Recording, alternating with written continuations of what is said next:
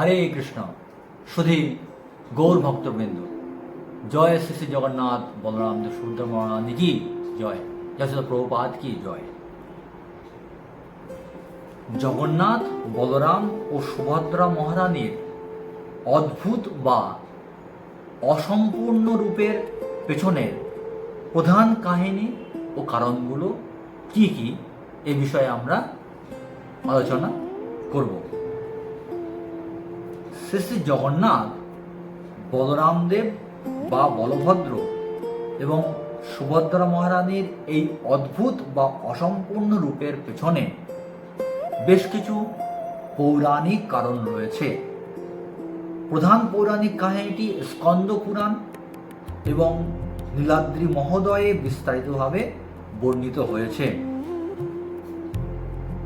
এই অসম্পূর্ণ মূর্তি তৈরির কাহিনী হল, স্কন্দ পুরাণ অনুসারে সত্যযুগে রাজা ইন্দ্রদ্যুম্ন শ্রী বিষ্ণুর এক কাঠের মূর্তি তৈরির জন্য আকুল ছিলেন।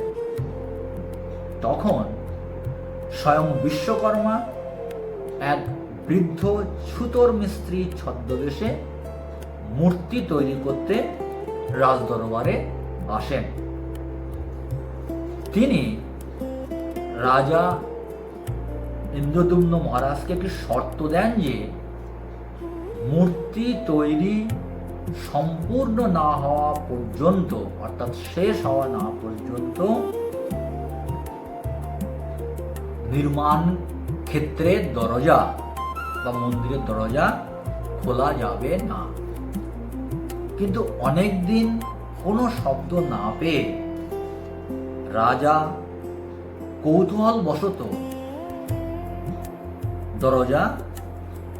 মন্দিরের দরজা খুলে ফেলেন। যেখানে বিগ্রহ নির্মিত হচ্ছিল সেই স্থলের দরজা খুলে ফেলেন। এতে বিশ্বকর্মা পূর্বের শর্ত অনুযায়ী অন্তর্ধান করেন এবং তিনটি মূর্তি শ্রী শ্রী জগন্নাথ, বলরাম ও সুভদ্রার হাত ও পা ছাড়া অসম্পূর্ণ অবস্থাতেই থেকে যায়। তখন দৈববাণী হয় যে ভগবান এই অসম্পূর্ণ রূপেই পূজিত হতে চান। বৃন্দাবনের ভাব বা মহাভাব প্রকাশ হয়েছে এই ত্রিধা মূর্তির মাধ্যমে। শ্রীমদ্ ভাগবত পুরাণ অনুসারে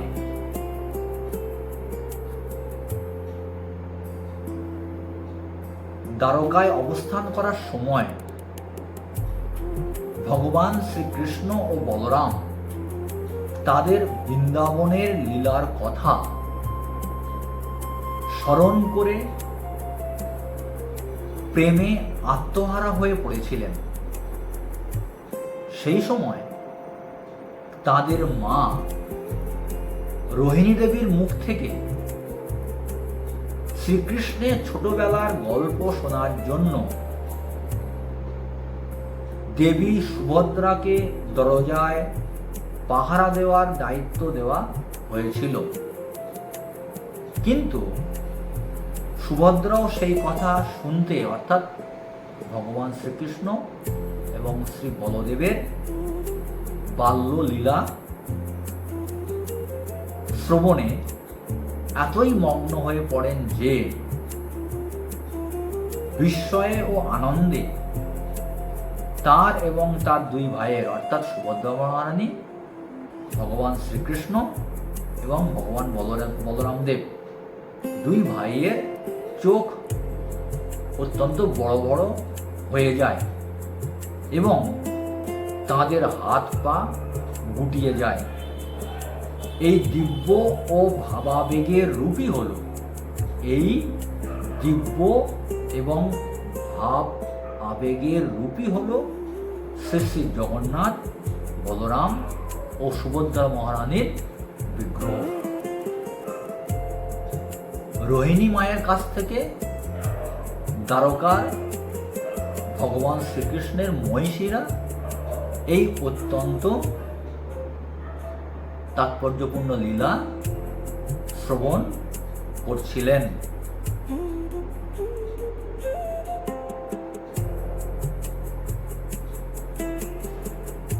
আদিম উপজাতির ঐতিহ্য।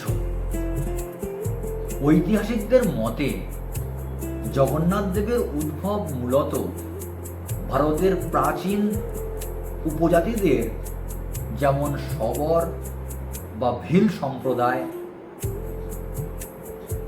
এর মতো সম্প্রদায়ের আরাধ্য কাষ্ঠ দেবতা বা বৃক্ষ প্রতীক দারু ব্রহ্ম থেকে হয়েছে। পরে এটি বৈদিক ও হিন্দু সংস্কৃতির সাথে মিশে যায়।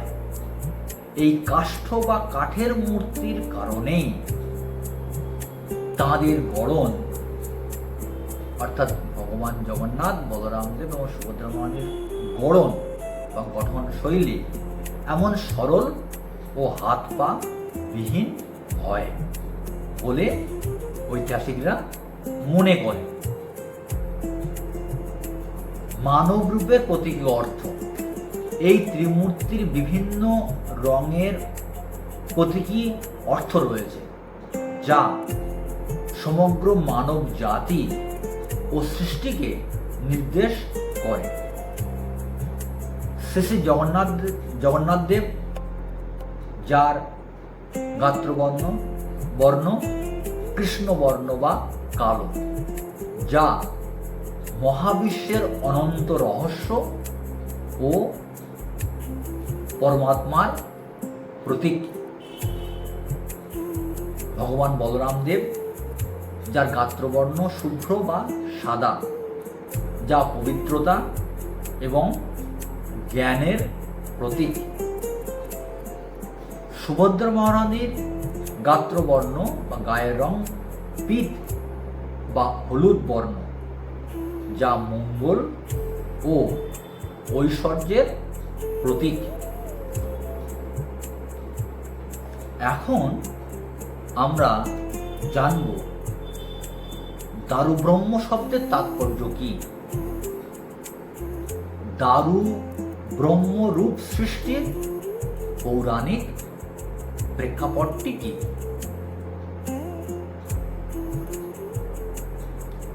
দারু শব্দের অর্থ কাঠ, এবং ব্রহ্ম শব্দের অর্থ হলো ঈশ্বর। পুরীর বিগ্রহগুলিকে সাধারণ কাঠের মূর্তি মনে করা হলেও এর ভেতরে একটি অতি পবিত্র ও রহস্যময় ব্রহ্ম পদার্থ লুক্কায়িত থাকে। অর্থাৎ বিগ্রহের মধ্যে অতি পবিত্র ও রহস্যময় ব্রহ্ম পদার্থ লুকায়িত থাকে। প্রতি 12 থেকে 19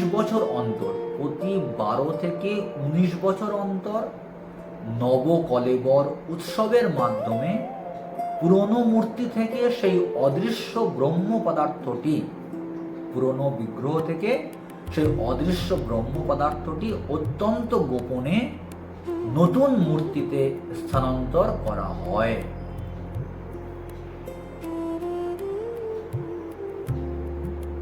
এখন আমরা জানব দারু ব্রহ্মরূপ সৃষ্টির পৌরাণিক প্রেক্ষাপট। ভগবান শ্রীকৃষ্ণের দেহ অবশেষ।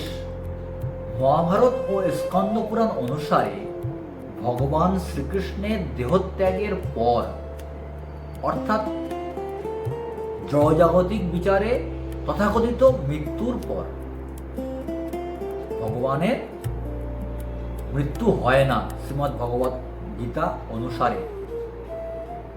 তবু তার তথাকথিত যে লীলাবিলাস মৃত্যু, তারপর শ্রী অর্জুন, তার প্রিয় শিষ্য, ভগবান শ্রীকৃষ্ণের প্রিয় শিষ্য অর্জুন তার দেহ দাহ করলেও হৃদয় বা তার নাড়ি, অর্থাৎ ভগবান শ্রীকৃষ্ণের হৃদয় বা নাড়ি কিছুতেই পুড়ছিল না।